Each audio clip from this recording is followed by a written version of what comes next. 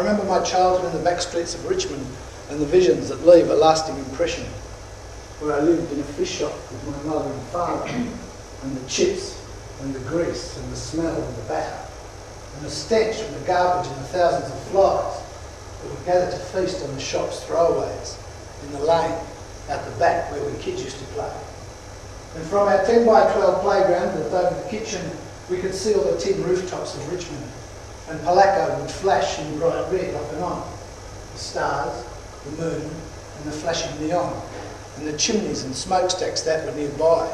was the sight you could see as you looked at the sky, and the trees you could see, you could count on one hand, and the birds must have flown off to some other land. I remember the fish that would come by the truckload, and the cats in the lane, how they'd feast on the fish bones, and the scales of the fishes, how they'd fly like confetti, and my dad had been covered from his head to his toes, and his arms that would glisten, just like the fishes. He was cleaning and gutting and cutting the heads off. And the pubs that stank of beer and piss, and the drunks that would stagger and fall out at 6. Up the hill they'd swagger to get some chips,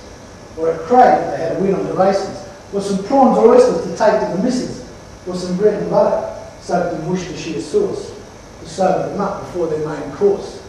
And my dad, who left Greece when he was 15, with his hope, his ambitions and a bag full of dreams, but spent the rest of his life as a slave to a stove, till his dreams were all greasy and his hope had all gone, and the times he got mad and punched shit out of drunks. We didn't know why, but we were sure glad it wasn't us. And my mum would pace up and down to the kitchen, taking orders and trays of roasters and boilers,